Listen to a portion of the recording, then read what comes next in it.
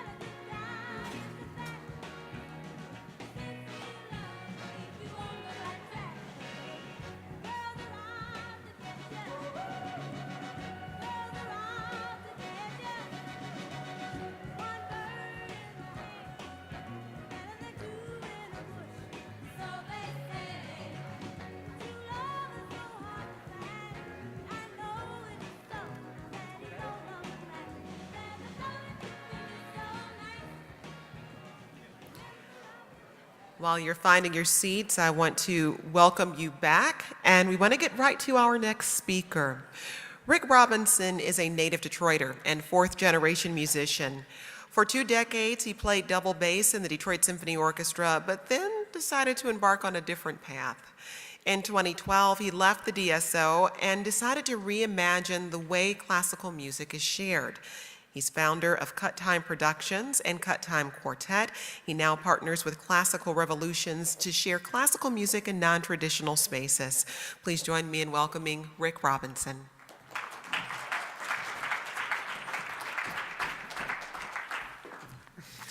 Hi, everyone. So glad to be here. Never underestimate the value of a smile. When my high school asked me to play a solo at the school concert, my mother came to see me play. And she was very proud, but on the way home, she asked me why I didn't smile. I told her I was concentrating. Besides, if I smiled all the time, they'd put me in a straitjacket. Well, that stopped her from bugging me about that for a while, but a decade later, I began to really appreciate her viewpoint and embrace it as one of many metaphors for what troubles the classical industry. Because I didn't seem to be having a good time, even though I was, she wasn't having a good time. Recall, I didn't say she came to hear me play, she came to see me play. What she heard was colored by what she saw.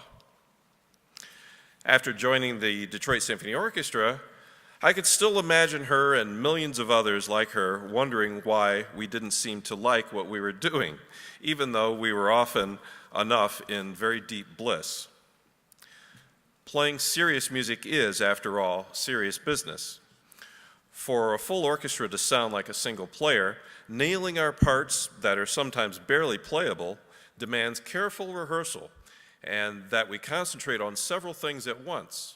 On reading, on playing, on listening, on watching, all while refreshing the music with new insights we come across. I thought there were few brain cycles left over for smiling, but that's where I turned out to be wrong.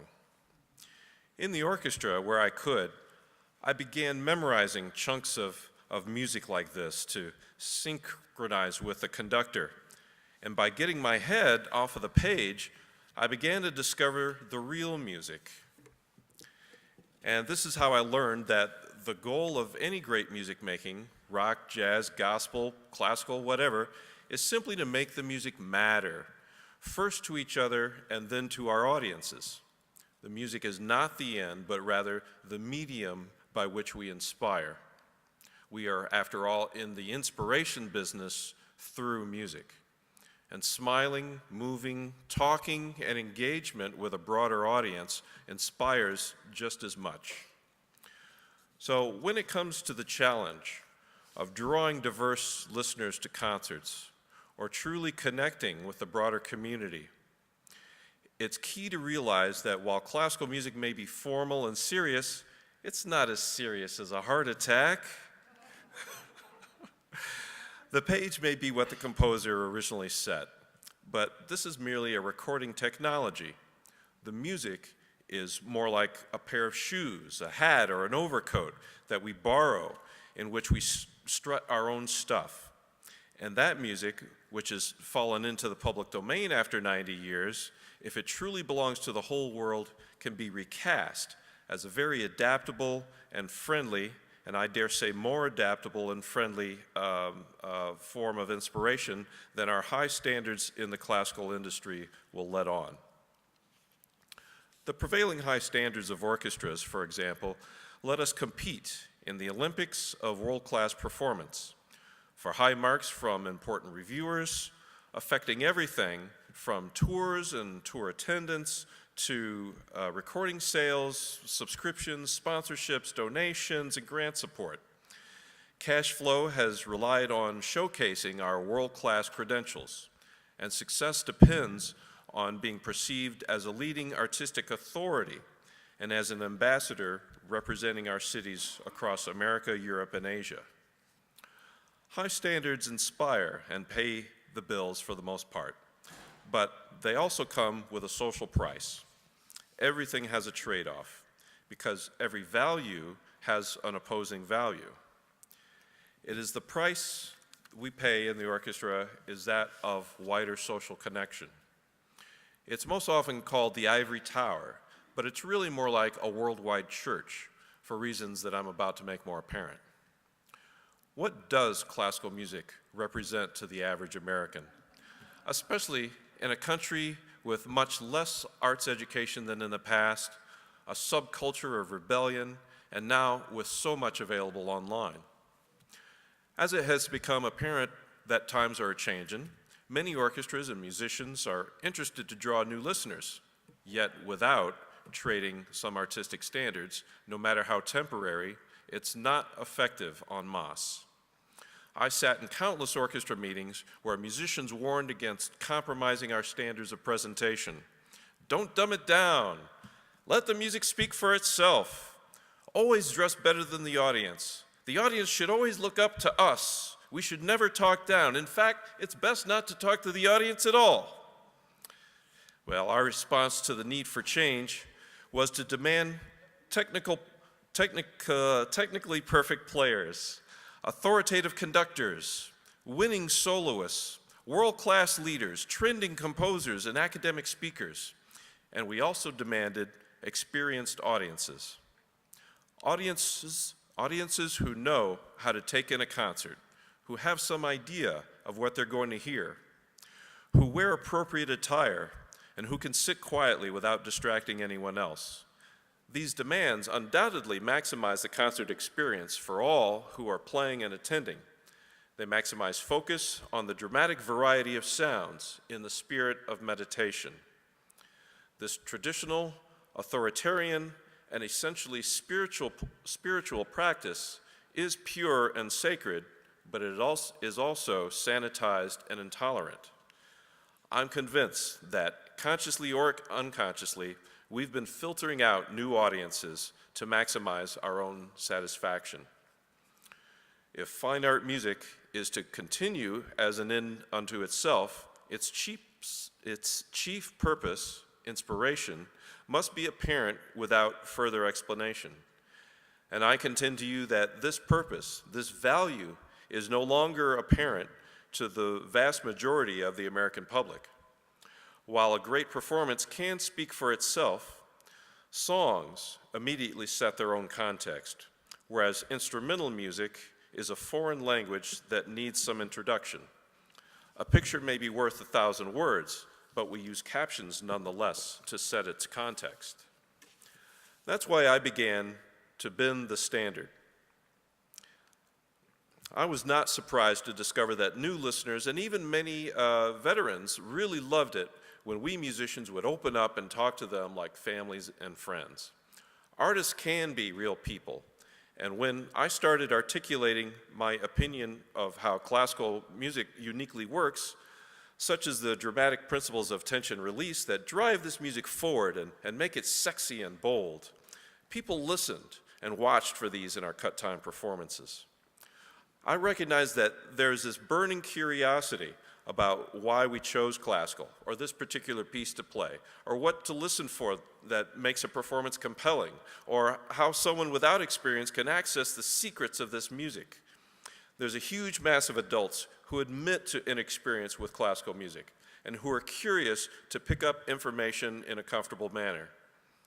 Is the thought of serious fun with classical music just too sacrilegious to contemplate? Am I a traitor for uttering those words?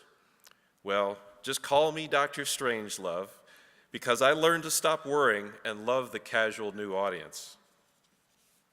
I think of my big sister, Amy. She studied violin through college, but eventually earned a doctorate in psychology.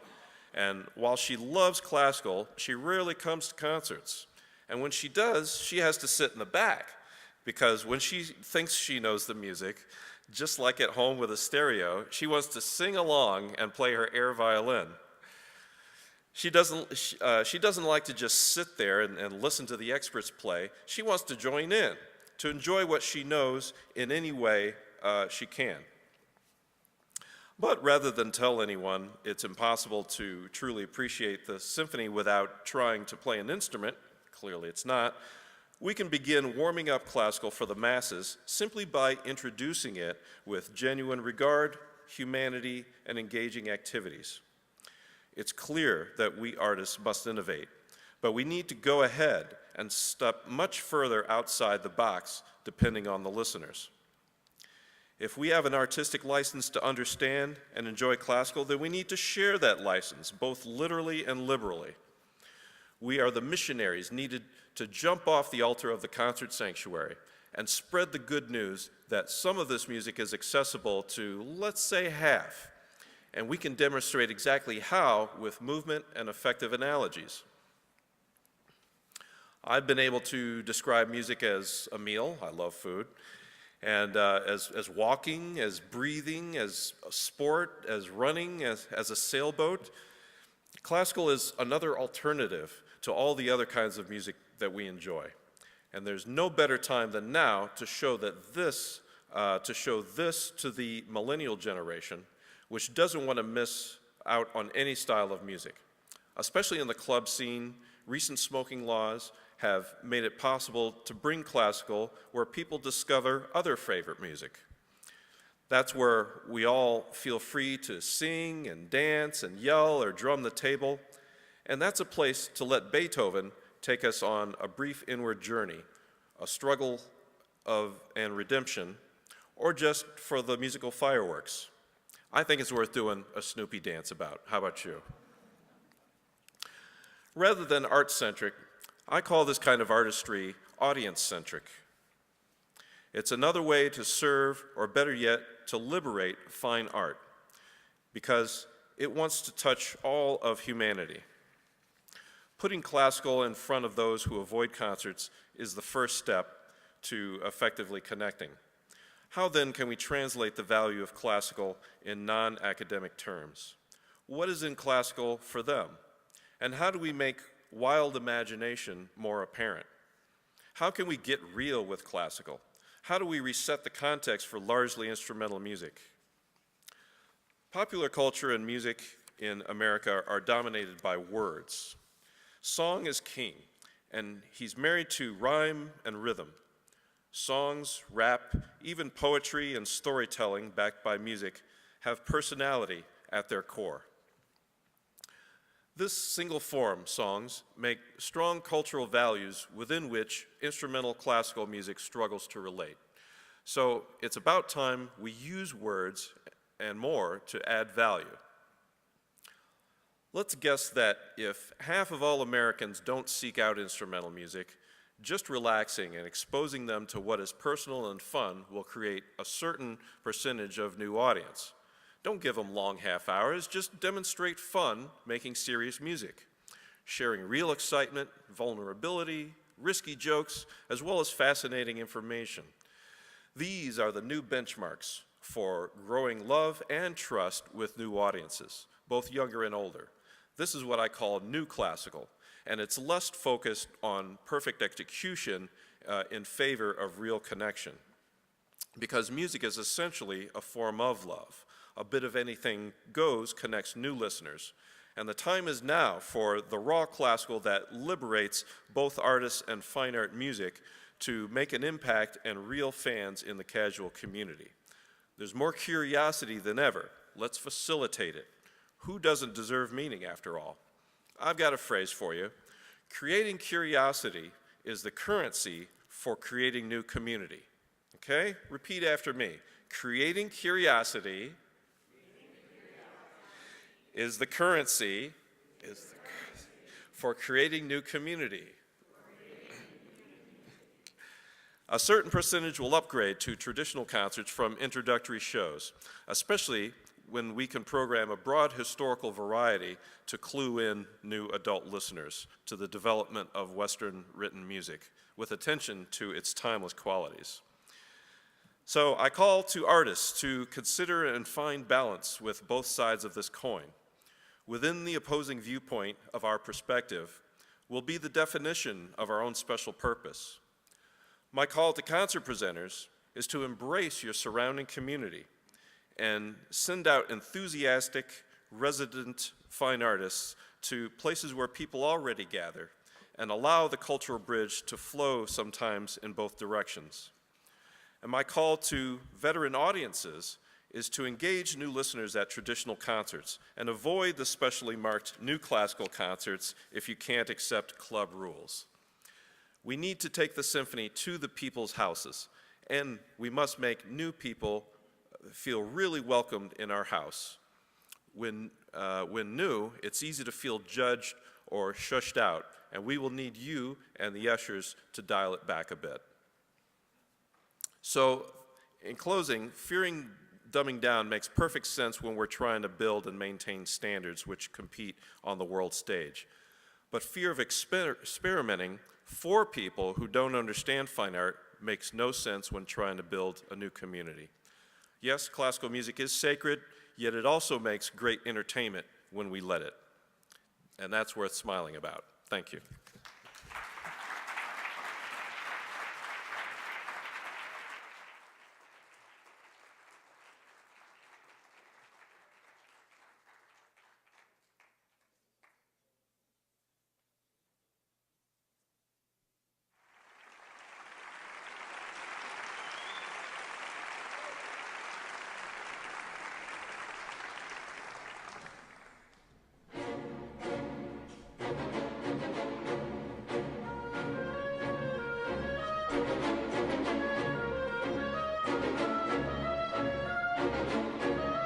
My third night of being in Venezuela, we heard a concert of Gustavo Dudamel conducting the Touristic Cranial Youth Orchestra. I literally have the hair stand up on the back of my neck.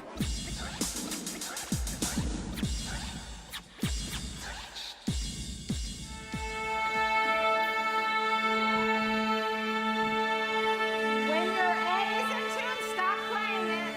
I want to play percussion or the flute. Violin, and I want to play the tuba. I really like guitar. I used to be so antisocial. I had next to no friends. No one liked me. I told my mom, I don't want to do this. I want to play guitar. I don't want to play classical music. I don't like it. Wait, let me see. Where are you?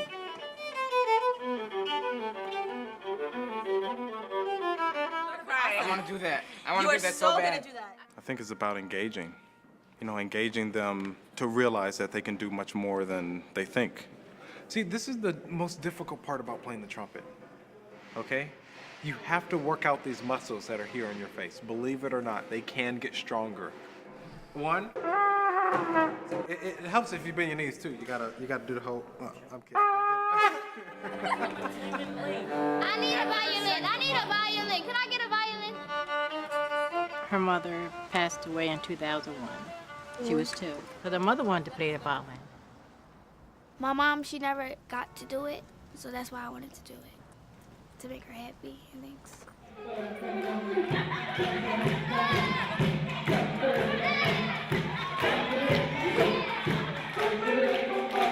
Every time I play music, I feel like safe. Instead of like talking, I can express myself by playing.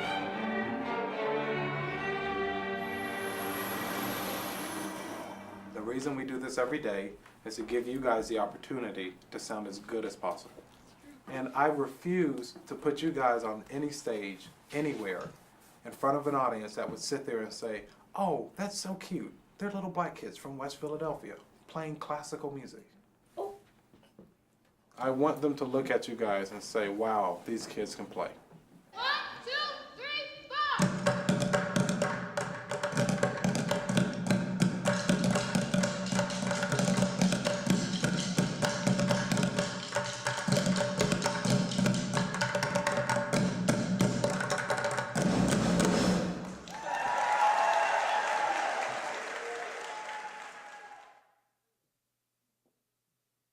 Ladies and gentlemen, please welcome Stanford Thompson.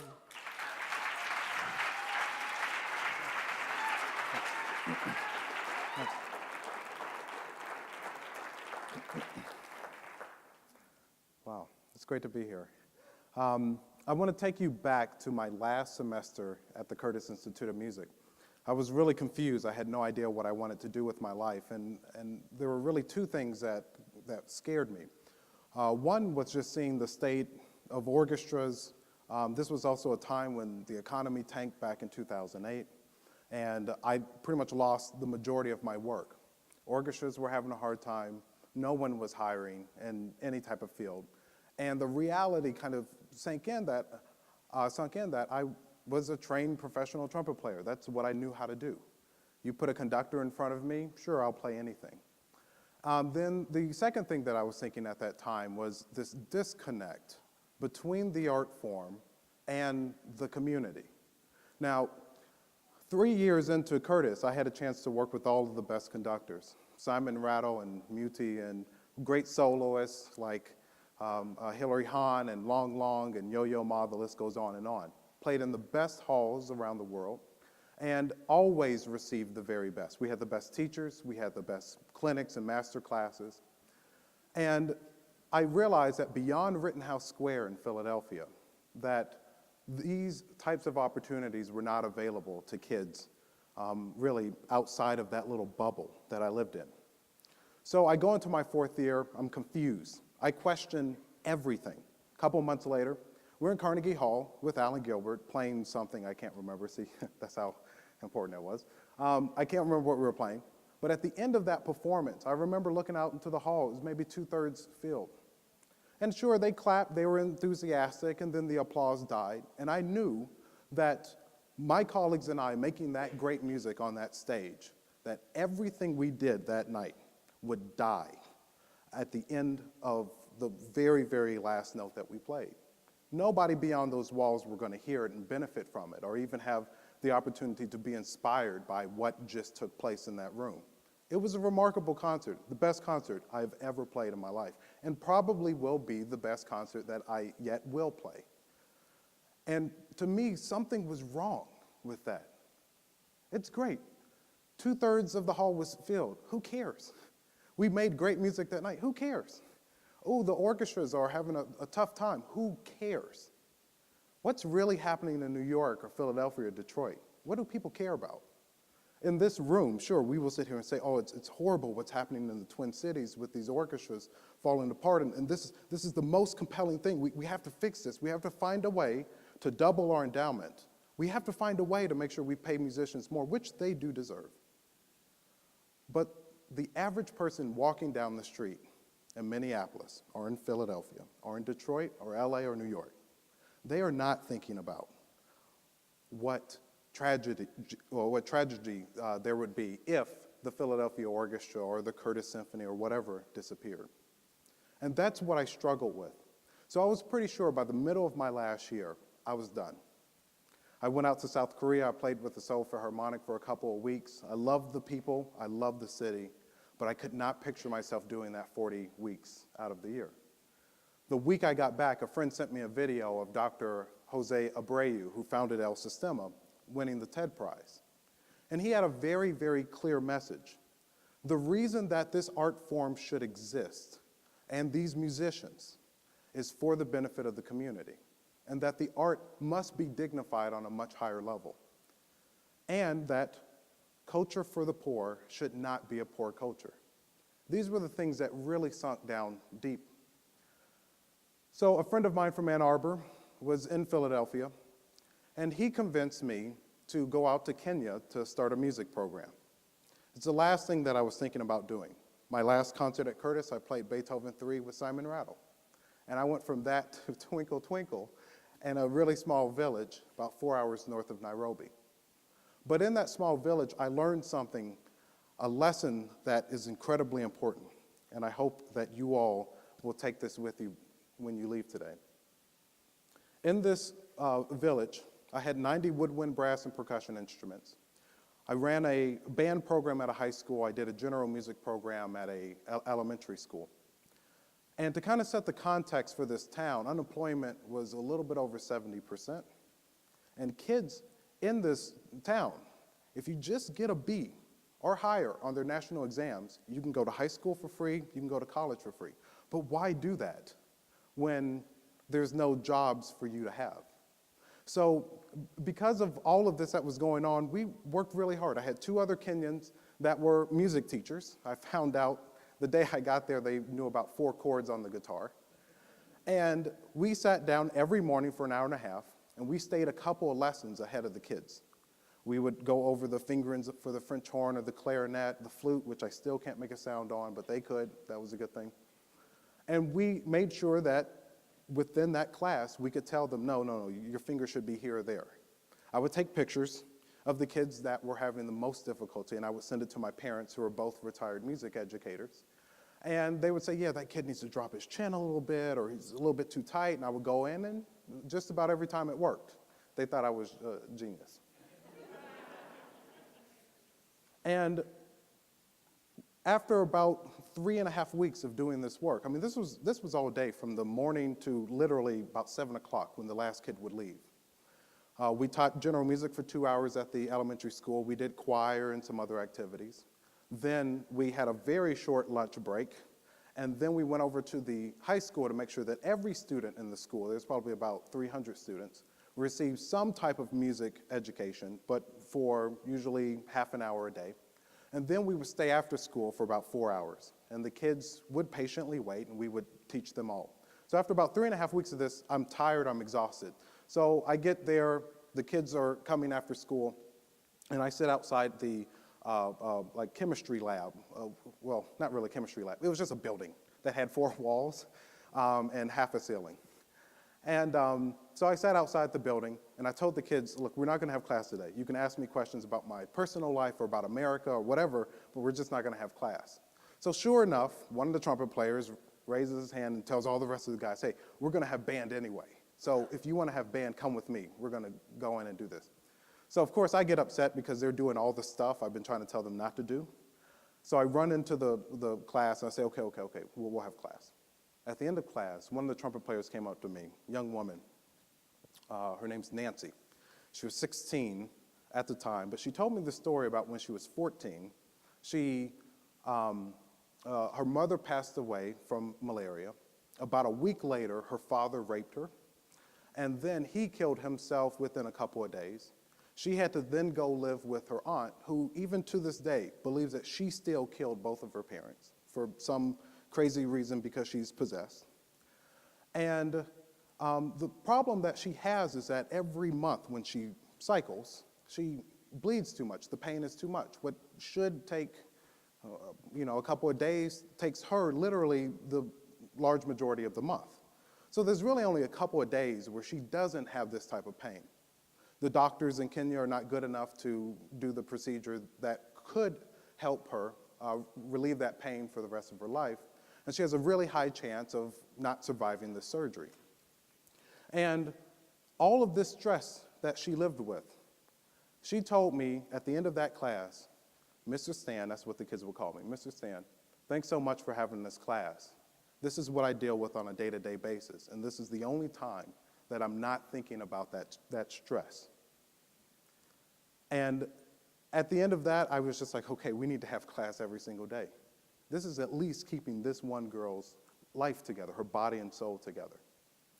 So I was there for about another 2.5 months before I came back to Boston to start the Abreu Fellowship Program at the New England Conservatory, which was a result of Dr. Abreu's TED Prize wish. And by the time I left Kenya, I realized that the thing that is most dangerous about poverty is not necessarily these kids not having a proper house or food or medicine, but it's this idea of these kids feeling like they have nothing to offer the world and that the world has absolutely nothing to offer them. It's destructive. These kids completely turn off, and the stress that they live with every single day bogs them down. Now, I knew if I drove down Market Street in Philadelphia long enough, west, I would see the same type of poverty that I experienced in Kenya. Sure, some things on a material level, yes, look different. But the idea that these kids live with the type of stress that bogs them down day after day stops them from being more productive in the classroom and really in life. So let me put it into perspective. Let's say that you're in the forest, okay, and a bear comes at you. Now, when this bear comes at you, you're a little bit freaked out. Two things can happen, okay? This whole fight or flight type thing. Your body releases this short-term hormone called adrenaline that helps take blood from places you really don't need it in your body and puts it in places where you do need it, like your legs, for example. This is why your eyes dilate and your hands get all cold. So sure enough, you run away from this thing. Hopefully you get away from this bear. Or another thing, if you decide you're going to actually fight this bear, okay, which is probably the stupidest thing that you can do, but if you're going to fight this bear, a different thing happens. A long-term stress hormone is released called cortisol. And cortisol turns off the executive functioning part of your brain that pretty much would tell you you're an idiot to sit here and try to fight this bear. So if you can turn that part off in your brain, then yes, you can try to fight this bear. Good luck. Now, what happens when that bear comes home every single day from the bar and beats mom? What if dad's not there and mom is working 2 or 3 different jobs? So what ends up happening is that these kids come to school from the very first day with so much stress already built in. They're not going to sit there and learn how to read or some math problem or anything like that. It's absolutely crazy. So what happens over time is that these kids not only are hitting kindergarten already left behind, but by the time they're teenagers, they're literally, their executive function, their prefrontal cortex has turned off completely. So sure, let's join a gang. I don't really care about if I'm going to live or not. Wait, my body is telling me I want to do something, so it's fine. Let me go hook up with this guy and maybe end up pregnant or spread a disease. You know, this is exactly what happened. So, of course, you know, we started thinking about, with trying to develop a program in Philadelphia, how can we solve some of the most compelling problems in Philadelphia, which are really these 3 most compelling problems. Pretty much youth violence, the achievement gap, and high school dropout. That's what people in Philadelphia really care about. Unfortunately, the Philly Orchestra didn't even make the list at all with anybody that I talked to. Sorry. So we knew that we would have to fight these issues within these children as vigorously as it happens to them. So the kids come to play on Philly for 3 hours a day, Monday through Friday for the entire school year, and then they come 6.5 hours during the month of July. They pick a standard orchestral instrument, whatever they want to play. It could be harp, it could be bassoon, violin, viola, and there are about 240 of these kids that are doing this in Philadelphia now. And as a result of this, they are receiving a group lesson every single day for an hour, a theory class every day for an hour, and an ensemble rehearsal. They perform about every 2 weeks all over the city. And we also do a lot of research in terms of executive functioning. And executive functions, those are the things that really help them to improve really their goal-directed behavior, helps improve their memory, their attention, also helps their inhibitions. When you teach a kid, don't play in that rest, don't do it, or the pattern changes, it's the same part of their brain that is activated when someone makes them upset, and do they punch them in the face or not? So we connect all of these different activities with the curriculum, with all of the executive functions, and the outcomes. Because the truth is, music does not make a child smarter or happier. Ask any of the musicians in this room, all right? But what it can do is teach a very specific skill set. And then that skill set can then transfer into the types of academic outcomes. So how I see classical music being very effective is that it's not about, did we play all of the right notes? I mean, the kids don't care. When Simon Rattle has come twice to work with them, or Bobby McFerrin or Wynton Marsalis, I mean, Simon Rattle is just the white dude with really crazy hair. It's not, when the audiences hear them, it's not, oh, these kids play so perfectly in tune. But what's really happening is that these kids are getting an opportunity, and it's the art form of classical music that is helping them to overcome some of these obstacles in their lives, and at the same time, solve some of the most compelling problems. I like to think that the time is now. I know that we talk about diversity in the arts and all of these things. Sure, this is wonderful, it's great. But these issues these kids face, it doesn't see a white or black or rich or poor. Every single child needs this. And as a result of this work, of going into the community and bringing Brahms and Beethoven in, these kids love it because they're curious. And then these parents and community, they're inspired because of what these kids are doing.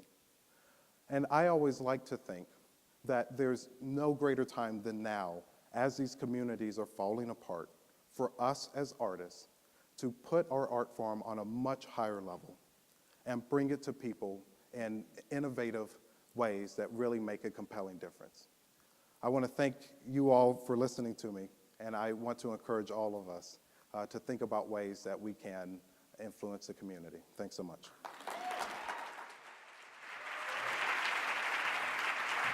Stanford, don't get away quite yet. Stanford, can I get you back out here for 1 second? Oh, he made a face. He gave me the side eye. I know, the follow-up question. Uh-oh. I know. It's not a hard one, I don't think.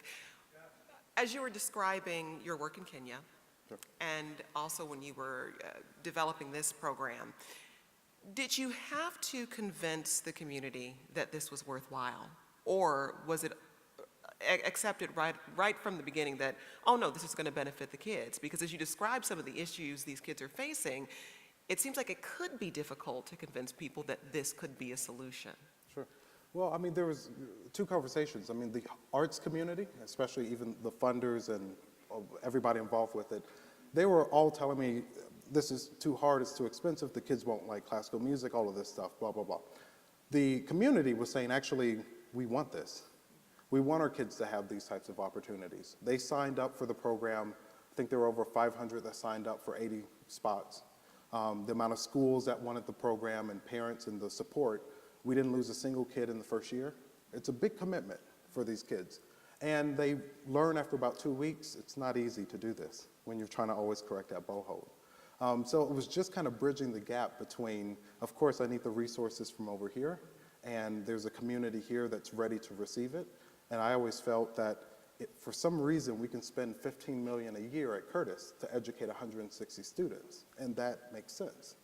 But if we want to spend $5,000 per child in West Philadelphia so they have the same experience, for some reason, that can't happen. And perhaps maybe no one told me before I started that's impossible.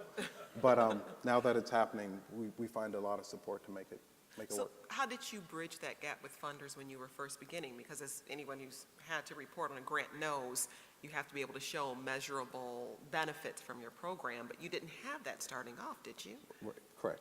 Starting off, everybody knows that music's good for kids. It will help them. We want to do it in a very unique way. So I found a funder in Philadelphia who would help me out that first year to say, look, I just want to put together this experiment. Let's just see if it works. And sure enough, it worked to the point where then we replicated pretty quickly. And we can't keep up with the amount that's there. So it's a lot of convincing and showing. You watch the kids on a musical level. We finally have the data that supports their grades going up, and they're coming to school 30% more. They're a letter grade and a half above all of the other kids, even the kids that do academic tutoring for 2 hours a day, 4 days a week. They're still a letter grade and a half above. So it's just, when you rewire the brain, it's so much more effective than sitting down with the kid and saying, okay, I'm going to teach you how to read for 2 hours a day. So that's what we see, and there's more work to be done. Ladies and gentlemen, Stanford Thompson. Thank you. Thank you so much.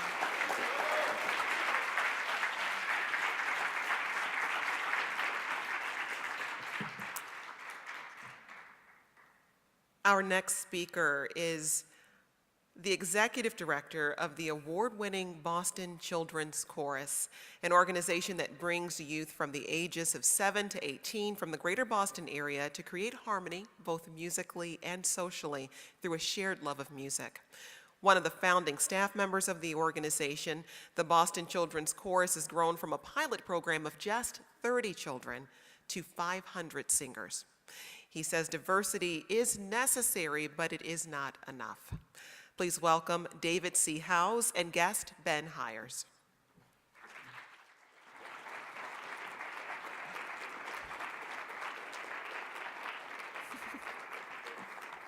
I walk into the hall, the concert hall, the opera, the ballet.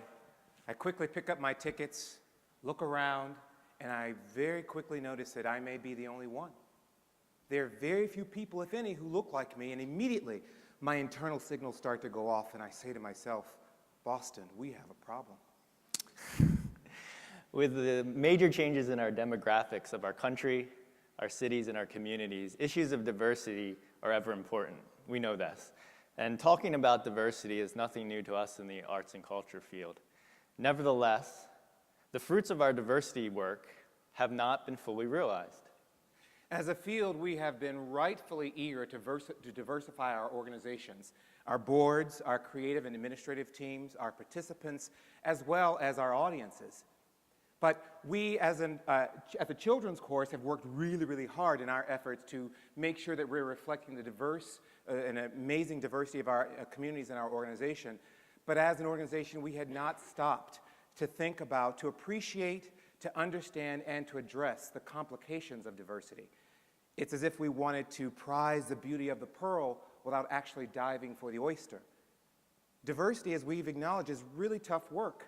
And we as an organization had not even thought about what it requires of us. We've had some success in diversity at the Boston Children's Chorus, but we hadn't stopped to think about how to create a safe space for individuals in this now diverse environment. David and I and the rest of the chorus staff have been trying to figure out what that process looks like for us. And we've also been trying to figure out what the obstacles are to dealing with our differences respectfully. Now, in 2003, our organization was founded by a social worker with the express intent of bringing diverse singers and audiences together to deal with the issues that have kept us apart. So we began to assemble a diverse board of directors, hire diverse staff, recruit diverse singers, sing music from many different cultures all across Boston. We sang in Baptist churches, synagogues, homeless shelters. We sang in the State House for the governor. We sang at galas for community leaders. We sang in Symphony Hall. And diversity was and is still a business imperative for the organization. And we know that the work of diversity is tough, but we're proud of what we've accomplished in Boston. But we assumed that by bringing all these diverse groups together, there would be authentic social bridging and empathy, and it would all happen organically. Perhaps we were naive or simply hopeful. But in our 11 short years, we've come to realize that true social bridging and breaking down of the barriers like race and religion and geography and socioeconomic status, in order to break down those barriers, we had to be much more intentional in our work. So we began to challenge some of the assumptions around our model. And believe me, there are a number of assumptions around the model. But we'd like to spend our time this evening thinking about one of those assumptions, the assumption that diversity in and of itself is an effective tool for social bridging. We've come to realize that diversity is necessary, but it's not sufficient. So in our time, we'd like to explore the idea of moving beyond diversity to a much deeper level of understanding of ourselves and of others. We, like most, if not all of you here, believe in the power of the arts to inspire, to encourage, and bring us closer together as a community. At the Chorus, we believe that the art of singing together, along with anti-bias training, can have amazing outcomes. We can not only train fine musicians, but equally as important, we can train more empathetic, more compassionate, young singing citizens of the world. To that end, we have begun to re-envision our work to be a fusion of our robust music education program and anti-bias program. We believe that empathy and compassion can be taught through taking the perspective of others through music. Simply put, we teach, we discuss, and we sing music that allow our singers to see the perspective of others. Before we give you a few examples, we're first going to talk about the self. In understanding self, it's important to acknowledge and to accept without shame or blame the fact that we all have biases. These biases, both conscious but mostly unconscious, influence the way that we interact and perceive other people, sometimes creating realized and unrealized tensions between those who are different from us. On occasion, our unconscious bias is in direct conflict with our strongly held conscious values and beliefs. Nothing reflects this more than the famous quote by the civil rights leader Jesse Jackson when he said, and I quote, "There's nothing more painful for me at this stage in my life than to walk down a street and hear footsteps and think of robbery and then turn around and see somebody white and feel relieved." This honest statement by this man who led national campaigns against discrimination is shocking, but perhaps you've had a similar experience.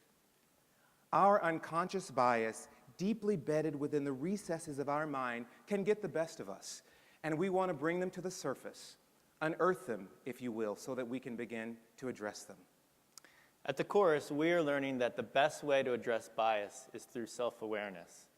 And self-awareness can be developed through the self-study of our strengths and weaknesses, our values and our beliefs, our attitudes and our own biases. And if not addressed, these biases can lead to uncomfortable situations, dangerous environments, and unexpected outcomes that are less than ideal for creating mutual respect with each other. And this happens all the time when we're out in the world. And the New York Times columnist, op-ed columnist Charles Blow got it right when he said, quote, "We do not have to operate with malicious spirit to do harm. Insensitivity and ignorance are sufficient. In fact, intolerance that is disarming is the most dangerous kind. It can masquerade as morality," end quote.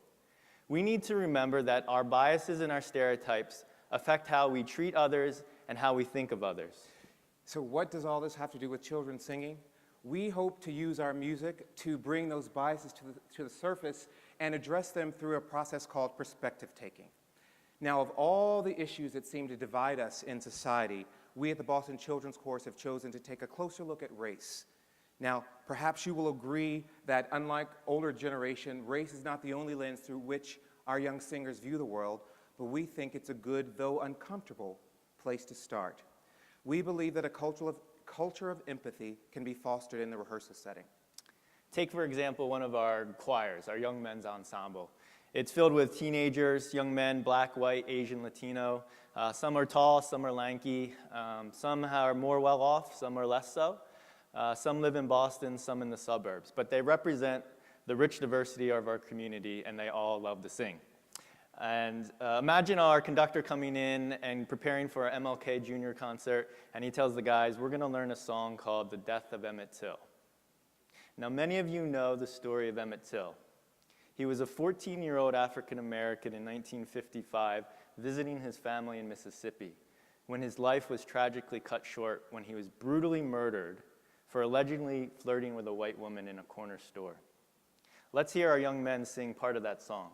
Folks, listen to this story. It's one the world should know. About a Negro boy of 14 named Emmett Till. From Chicago to Mississippi to see his Uncle Mose. But we won't see little Emmett anymore. Emmett Till, Emmett Till. His name will be a legend we all know. Tallahatchie, Mississippi, to see his Uncle Mose, but we won't see little Emmett anymore. Now, as many of you can imagine, many of our young men didn't know who Emmett Till was. And in our rehearsals, we create a safe space for them to talk about things. And as they began to explore the lyrics in the story, they realized the 60-year-old story was relevant to their lives. As they began to talk about the story with our conductor, Trayvon Martin came up. The movie Fruitville Station came up. Many of our young men began to share stories about their own experience growing up in today's society. And they began to ask questions, and they asked, what if Emmett Till or Trayvon Martin or Oscar Grant had not been black? Would their experiences been any different? These were their questions, not mine. This intimate and honest dialogue made it possible for our white young singers to have just a glimpse into the perspective of their fellow musicians of color. Empathy and compassion can be learned through self-awareness and perspective-taking, which is made possible through the music that we sing. Now, not everyone agrees with our approach to this work, and many will argue that we're just drudging up emotional baggage. Well, I think that the great Southern writer, William Faulkner, said it best when he said, "The past is not dead, it's not even past."